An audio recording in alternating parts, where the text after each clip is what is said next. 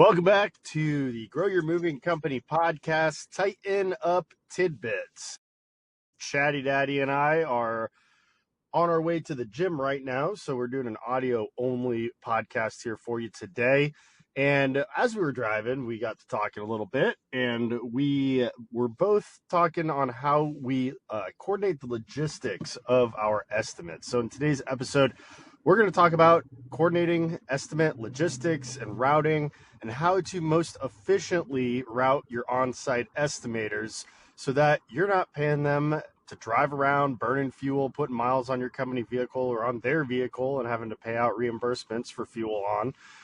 But also so you can stack more estimates, get to estimates faster, because that's an important piece of this equation.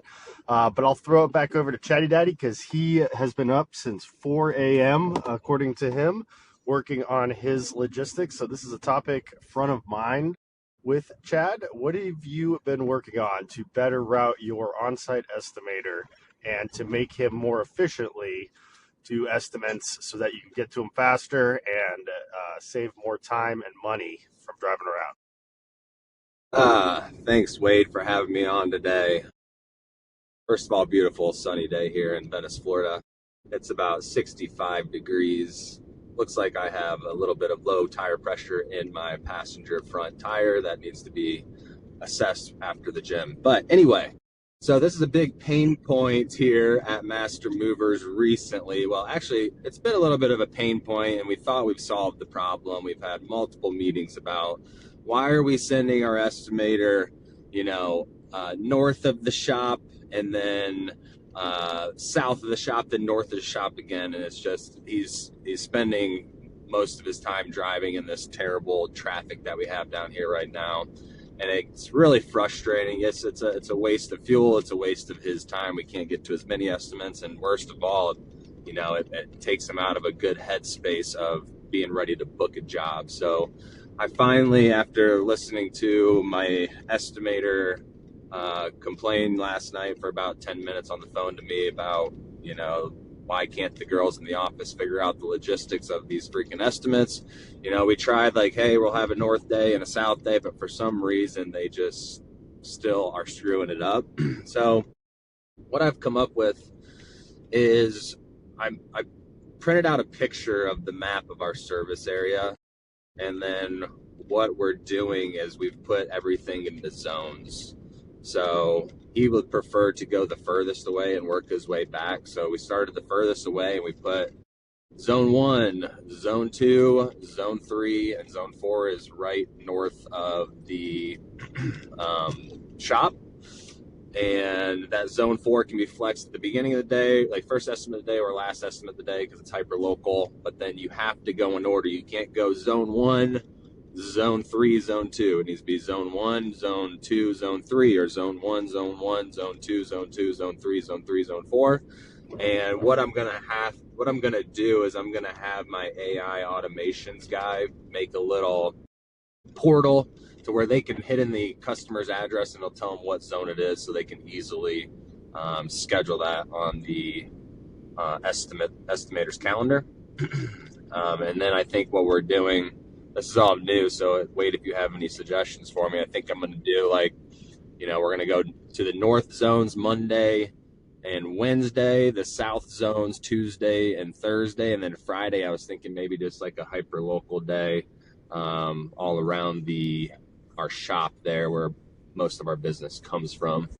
So that's my idea on how to set up the logistics to make the estimate schedule more efficient. Let me know if you have something better for me, Wade.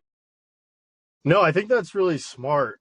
We had done a similar system of several years ago where we created zones for canvassing apartments or realtors or, biz dev drop-ins. Tampa Bay's huge. It can take 2 hours to get from one side of the bay to the other in our market coverage area. When we're doing an estimate down in Venice and then we have to go do an estimate all the way up in Newport Richey, that's a haul. So we don't want our estimator driving all the way down to Venice, right off Jackson Road in the Border Road area. That's where Chad lives, by the way.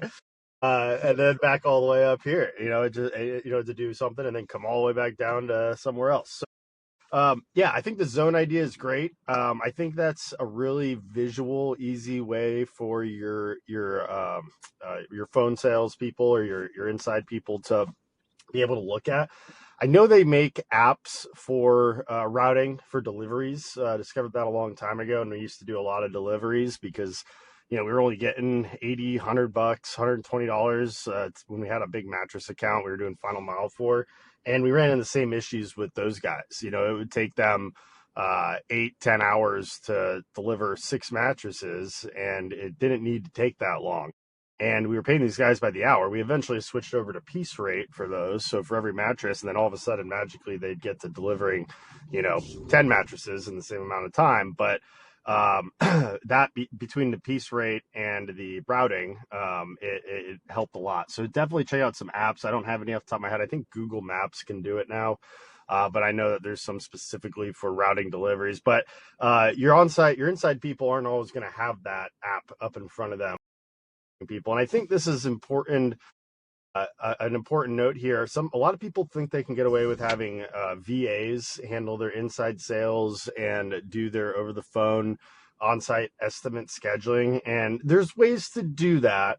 But it is very helpful to have local people that are boots on the ground or that have studied a map as part of their training and really understand the nuances of a market and the neighborhoods and the highways and the ways that you can get from point A to point B across your market.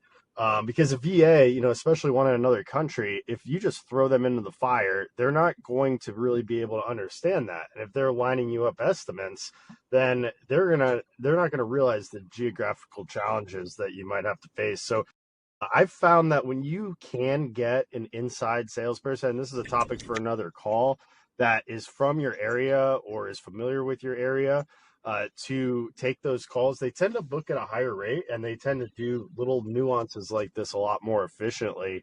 But the zoning idea is great for not only estimates, but like I said before, for canvassing. You can send out, a mover on a slow day to go canvass zone 4. Or zone 4 and 5 or whatever it may be, put out flyers in addition to your on-sites. I also teach our team, when possible, to schedule an on-site as quickly as possible because we want to be the first person there to get in front of that customer. If we're waiting until Friday to schedule an estimate and it's Monday, that's too long unless the customer just is not available until Friday and they won't be able to schedule anybody else until then. That's a different situation. But we want to get out there same day if possible or next day. So we have 2 people doing our on-site estimates here in Tampa Bay, and that helps to be able to get out there a lot faster. But at the same time, routing that stuff out, I think you're definitely on the right track with setting it up with the zones. And putting a big map in front of your inside people at all times in order to understand the market and just for them to stare at constantly so that even if they are from the area, they can understand the roads and the neighborhoods and all the different things. Try to get as detailed of a local map as possible. I remember I used to deliver pizzas back in high school, and the owner, when I first started working at this pizza place, I was so amazed at how the owner of the pizza place, it was called Gianni's down in Venice, actually. I don't think it's there anymore. He knew every single street name in town. And you hear these stories about taxi drivers in New York City or London that they have to pass a test where they learn every single street name and every single corner of that area because they all face the same issues with that stuff.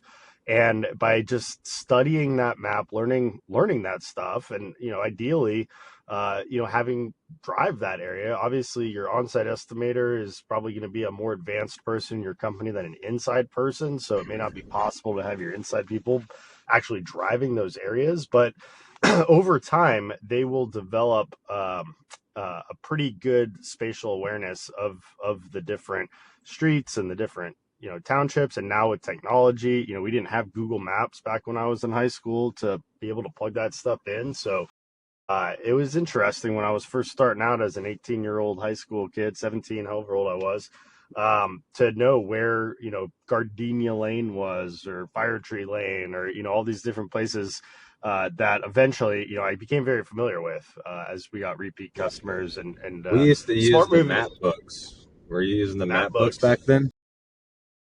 We had a giant map at the pizza shop, and it was a very detailed map. And so if I had a delivery somewhere, I'd look at the order and I'd find it on the map, and then I'd either have to write down the directions. Eventually, got to a point where I could memorize the directions. It was my hometown I grew up in, so I was relatively familiar. But yeah, I don't, I don't remember using a map book. I probably had a map in my car that I had at the time. MapQuest became a thing shortly after that, and you could just TomTom. easily get directions. The what? The TomTom. TomTom, yeah, yeah, Garmin, whatever it was. Yeah, but I didn't have that then. That wasn't even for a few years later. So we've got a huge advantage now with technology. We've got certain apps that can help us out with it. But I think just a good old fashioned detailed map of your market hanging above the sales office or above the desks is great practice. And I think you're right on the money with the zones and trying to line those up so that every other day at a very minimum, you're covering one corner of the market or another. And being aware of it, I think, is the first step too, because otherwise you're going to send your people on a wild goose chase. Your estimator's going to complain that your margins aren't going to work because if you're paying 67 cents a mile, or if you're paying wear and tear on a vehicle that you own and fuel plus their time, they're only going to be able to get to 2-3 estimates a day versus 4, 5, 6 estimates a day, which is ultimately where you want to get to. Yeah, I love it. I love it. I like that idea. I think I'm already planning now to get that map in the office. I'm actually, after this workout here, I'm going to go in and I'm going to sit down with our CSRs and I'm going to show them my new plan and make sure everybody understands it, is on board with it. Then I'm going to pass it to my AI automations guy and have him make us a cool little tool so they can easily find out which zone is which, and we'll be off to the races, ready to do more estimates more efficiently and convert them at a higher clip. I love it. Well, if you guys are listening to this and you have had similar issues and struggles and found great solutions, feel free to reach out to us. We'd love to hear how you are planning the logistics of your on-site estimators, your deliveries, your canvassers, whatever you may need this same skill set for. Would love to learn more, but that's what we found successful. And I think this was a good episode. Good little nuance that we haven't really heard from before. Good little Titan tidbit. All right, ladies and gentlemen, this has been Titan Tidbits on the Grow Your Moving Company podcast with Wade Sweikel and Chad Coatney. Have a great day, everybody.